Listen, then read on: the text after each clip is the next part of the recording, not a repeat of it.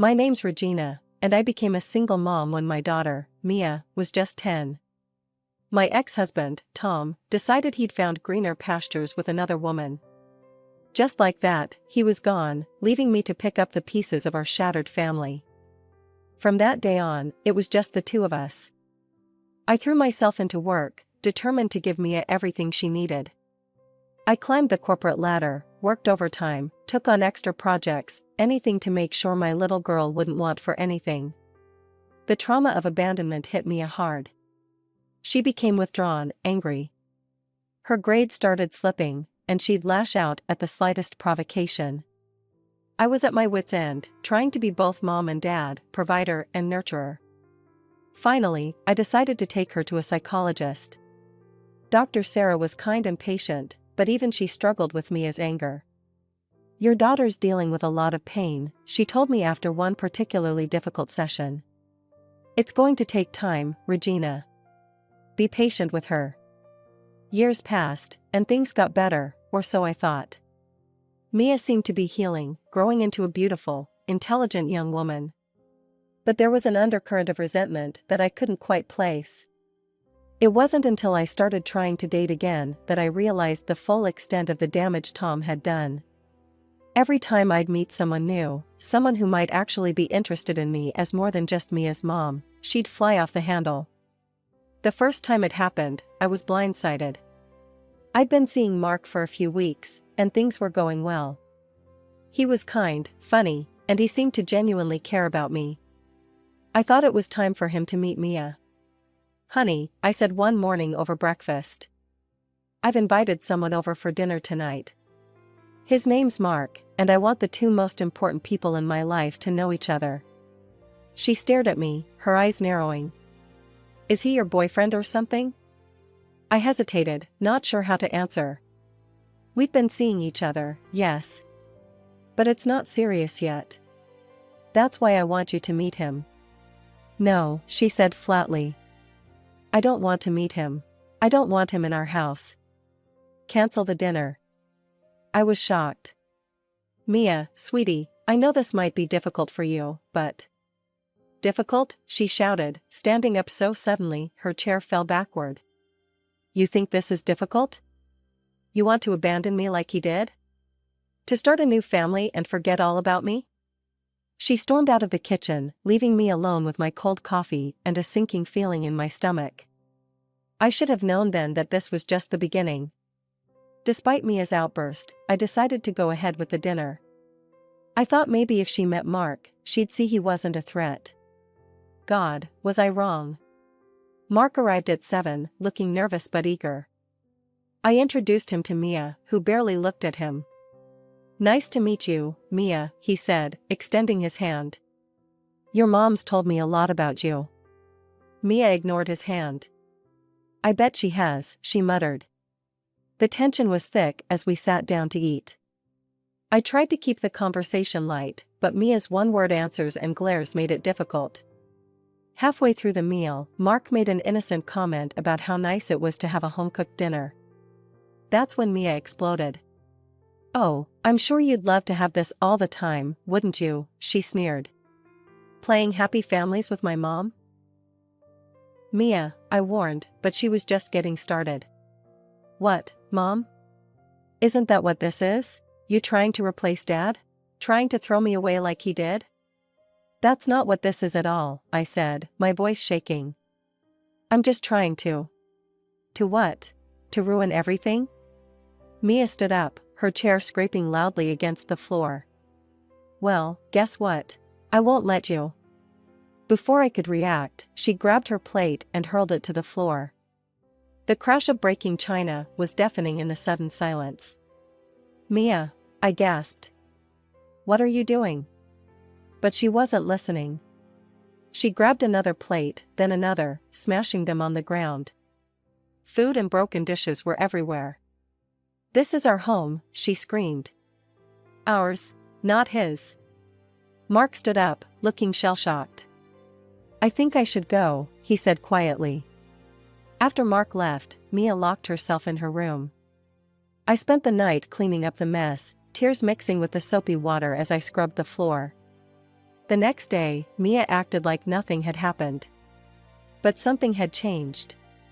From that day on, any attempt I made to date was met with hostility and tantrums. Years passed, and I found myself pushing away anyone who showed interest in me. It was easier than dealing with Mia's reactions. I told myself it was temporary, that once Mia was older, she'd understand. But deep down, I knew I was just making excuses.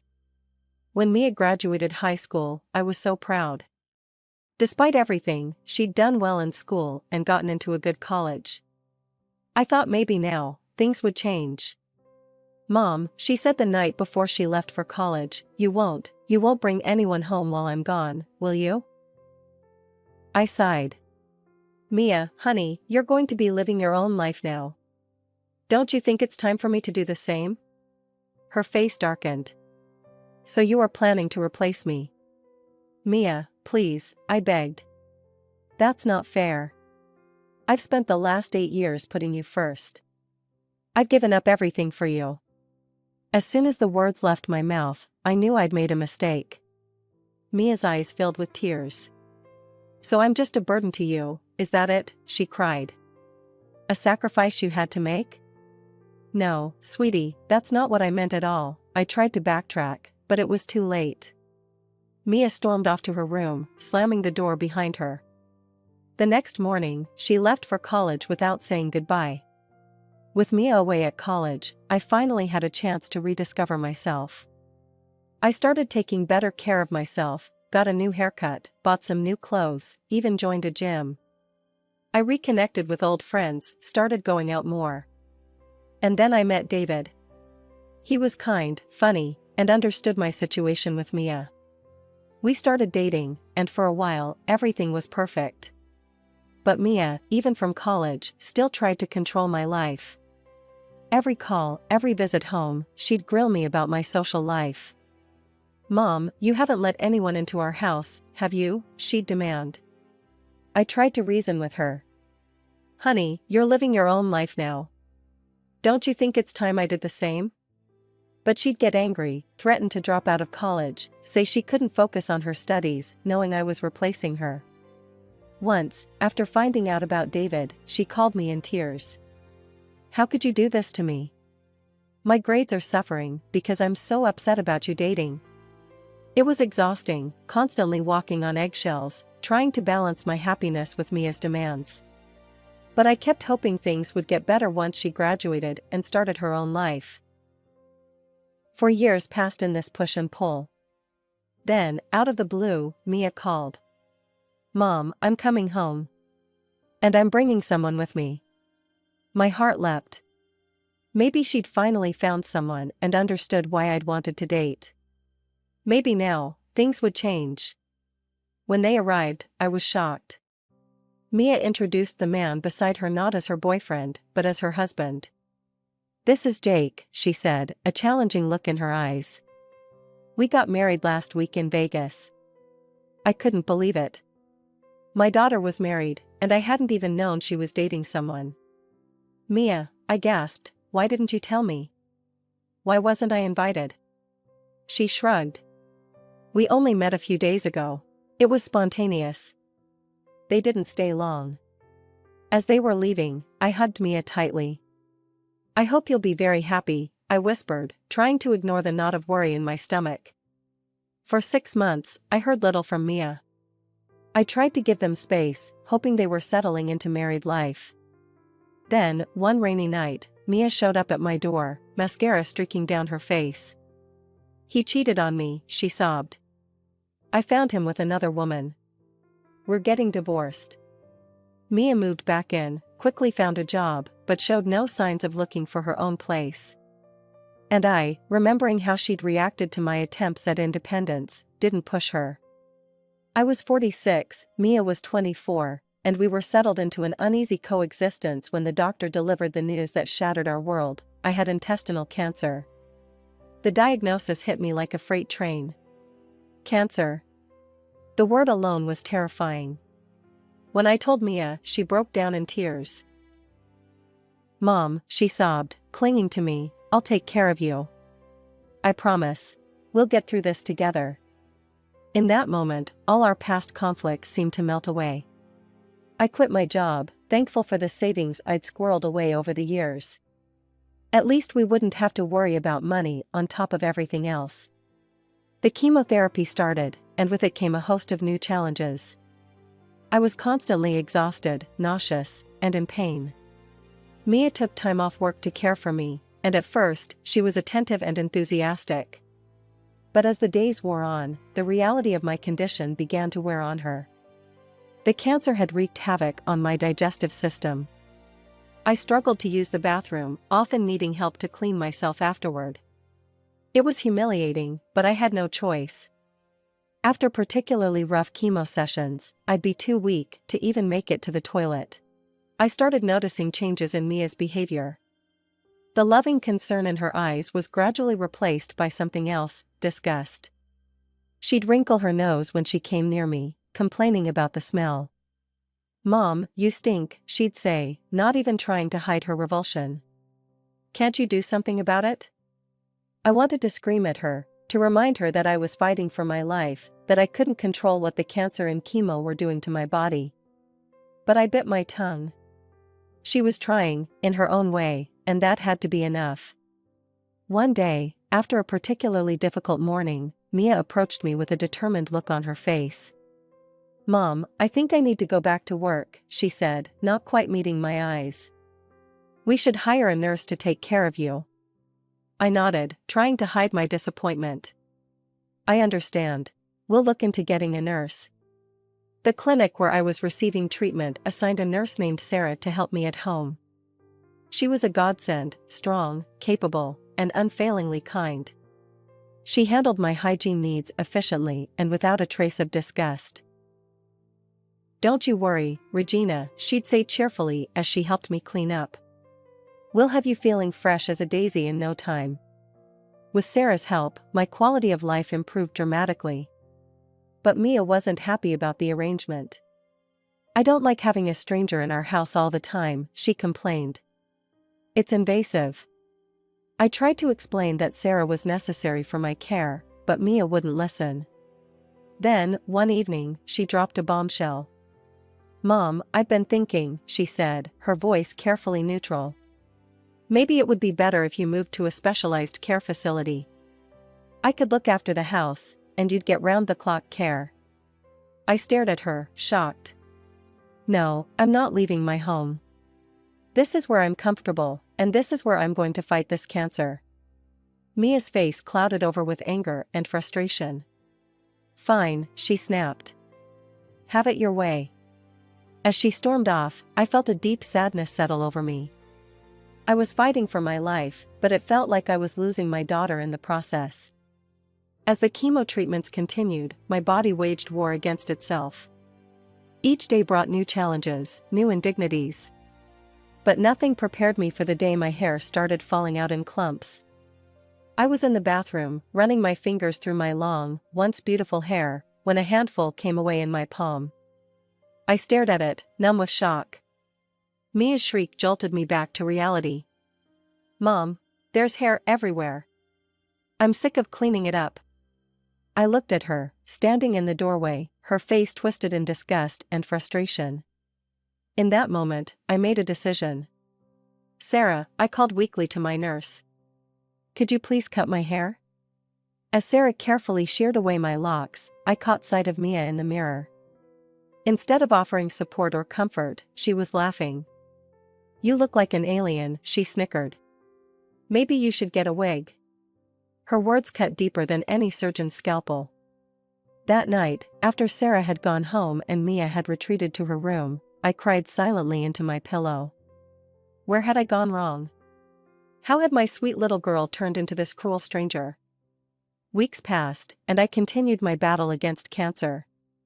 Every day was a struggle, but I was determined to fight. Then, one afternoon, Mia dropped another bombshell. "Mom, I'm having some friends over for my birthday next week," she announced casually. I blinked in surprise. "Here? Honey, I don't think that's a good idea." "The noise. I need rest." Mia's face hardened. "If you don't like it, you can go somewhere else for the night." Actually, that might be better. I won't have to be embarrassed by you in front of my friends or deal with the smell. Her words hit me like a physical blow. I'd been bedridden for days, barely able to move. But in that moment, fury gave me strength. I pushed myself up, fixing her with a glare that would have made my own mother proud. "This is my house," I said, my voice low and dangerous. "If you don't like living here with me, you're welcome to leave." Mia's eyes widened in shock, then narrowed in anger. "You're so selfish," she screamed. "All you think about is yourself. You know what? It would be better for everyone if you just died already. Then you'd stop being such an inconvenience to everyone around you." The room fell silent. I stared at my daughter, unable to believe the words that had just come out of her mouth. In her eyes, I saw no trace of the little girl I'd raised, no hint of love or compassion. Just cold, hard anger. "Get out," I shouted, surprising even myself with the force in my voice. "Pack your things and get out of my house, now." For a moment, Mia just stood there, shocked. Then, with a scream of frustration, she stormed off to her room. I could hear her throwing things into bags, slamming drawers. Minutes later, she stormed past me, bags in hand. "I hate you," she spat as she reached the door. "I wish Dad had taken me with him when he left." And then she was gone, the front door slamming behind her. She didn't even bother to close it properly. The open door mocked me, a glaring reminder of Mia's dramatic exit. I sat there, staring at it, feeling utterly drained. Finally, I reached for my phone with shaking hands and dialed my friend, Linda. "Linda," I croaked when she answered. "I need help. Can you come over?" Linda arrived in record time, concern etched on her face. She closed the door, then rushed to my side. "Regina, what happened?" The whole story poured out of me, Mia's cruelty, her harsh words, her abrupt departure. Linda listened, her face a mix of shock and anger. "Oh, Regina," she sighed when I finished. "You need to forget about that ungrateful girl and focus on yourself. You're fighting cancer, for God's sake." We talked for hours, tears flowing freely between us. As the sun began to set, casting long shadows across the living room, I came to a painful realization. "It's my fault," I whispered. "I raised her to be this way. I always put her needs first, ignored my own. I thought I was being a good mother, but I was just teaching her to be selfish. From now on, I'm going to be selfish. I'm going to think about myself for once." True to my word, I threw myself into my treatment with renewed vigor. Sarah, my nurse, was a godsend, helping me through the worst days with gentle care and unwavering support. 2 more rounds of chemotherapy followed. They were brutal, leaving me weak and nauseous, but I refused to give up. All the while, my phone remained silent. No calls, no texts from Mia. I tried to tell myself it was for the best, that I needed to focus on my health, but the silence hurt more than I cared to admit. Months passed. Then, during a routine checkup, my doctor smiled at me, really smiled, for the first time since my diagnosis. "The cancer's receding, Regina," he said. "You're not out of the woods yet, but this is very, very good news." I left the hospital that day feeling lighter than I had in months. The world seemed brighter somehow, full of possibilities I'd thought were lost to me forever. I was thin, almost gaunt, after months of illness. My clothes hung off me like sacks. But for the first time in a long time, I felt like myself again. I started taking short walks in the park near my house, feeling the sun on my face, the breeze in what remained of my hair. One afternoon, I stood in front of my closet, realizing none of my old clothes fit me anymore. Instead of feeling sad, I felt liberated. It was time for a change, inside and out. I spent a day sorting through my wardrobe, making piles to donate to a local homeless shelter. As I packed up bags of my old life, I felt like I was shedding more than just clothes. I was letting go of the old Regina, the one who'd let herself be walked all over, who'd put everyone else's needs before her own. Looking around my big, empty house, I realized it no longer fit the person I'd become. It was time for a change. With my savings providing a comfortable cushion, I made a bold decision: I wouldn't return to work. Instead, I'd downsize and focus on living. I contacted a realtor and put my house on the market. It sold quickly, and I found a small, cozy apartment that felt like it was made for me. It was perfect for one person, bright, manageable, and full of potential for a fresh start. I invested the remaining money from the house sale, feeling financially secure for the first time in years. Life was good, peaceful.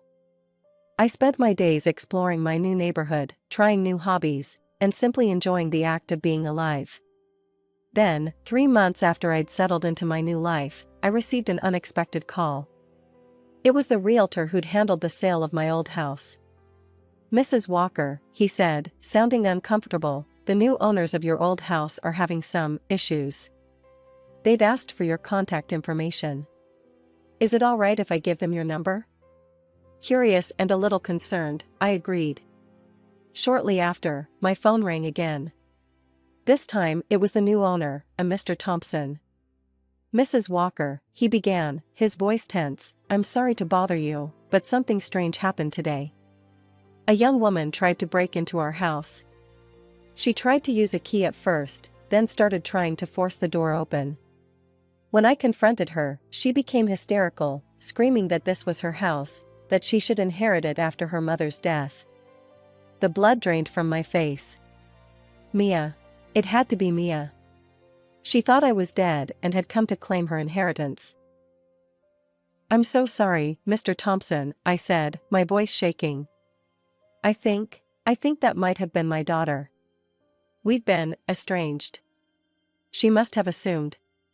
"Your daughter?" He sounded shocked. "But she said you were dead." "I've been very ill, we haven't spoken in months," I explained, not wanting to go into details. "Mr. Thompson, could I ask a favor? If she comes back, would you call me?" He agreed, and we ended the call. Part of me wanted to ignore it, to continue with my new, peaceful life. But I knew I couldn't. This confrontation had been coming for a long time. It was time to face Mia, to finally say all the things I should have said years ago. The call came sooner than I expected. Just a day after my conversation with Mr. Thompson, my phone rang. "She's here," Mr. Thompson said, his voice tense. "And she's causing quite a scene." I took a deep breath, steeling myself for what was to come. "I'm on my way." The drive to my old house felt surreal. As I pulled up, I could hear the shouting before I even got out of the car. Mia's voice, shrill and angry, carried across the yard. "This is my house," she was screaming at the Thompsons, who stood on the porch looking shocked and frightened. "Get out now." I stepped out of my car, and for a moment, the world seemed to freeze. Mia turned, her eyes landing on me. The look of shock on her face quickly morphed into one of fury. "You," she spat. "You're supposed to be dead." I felt a calm settle over me, a stark contrast to the chaos unfolding around us. "I'm sorry to disappoint you, Mia," I said, my voice steady. Mia's face contorted with rage. "What's going on? Why are these people in our house?" "It's not our house anymore, Mia," I explained. "I sold it." Her eyes widened in disbelief, then narrowed in anger. "You can't do that. It was supposed to be mine. I was supposed to inherit it when you died." I couldn't help but let out a bitter laugh. "I'm sorry I inconvenienced you by surviving." Mia's face turned red. "You don't understand. I have debts, I need money." I shook my head, acutely aware of the Thompsons and the small crowd of neighbors who had gathered to watch the spectacle. "I don't owe you anything, Mia. You abandoned me when I was fighting for my life. You wished me dead. Why should I help you now?" "Because you're my mother," she screamed. "You're supposed to take care of me." I felt a sadness wash over me, but I stood my ground. "No, Mia, not anymore. You're an adult. Your choices, your consequences." Mia's face twisted into an ugly sneer. "You know what? Dad was right to leave you. You're useless. It would have been better if you had died." Her words hung in the air, shocking even the onlookers into silence. But this time, they didn't cut me to the core. This time, I felt only pity for the angry, bitter woman my daughter had become. Without another word, I turned and walked back to my car. Before getting in, I addressed the Thompsons. "If she comes back or tries to break in again, call the police," I said, gesturing towards Mia. "She has no right to be here." As I drove away, I caught a last glimpse of Mia in my rearview mirror, her face a mask of shock and fury. But for the first time, her anger didn't touch me. I was free. In the months that followed, I embraced my new life fully. I took up painting, finding joy in splashing colors across canvas. My health continued to improve, and each day I felt stronger, more alive. Mia never called or tried to contact me again. Sometimes I felt a pang of sadness for the relationship we'd lost, but mostly I felt relief. I had spent so many years trying to fill the bottomless pit of her needs. Now, finally, I was living for myself.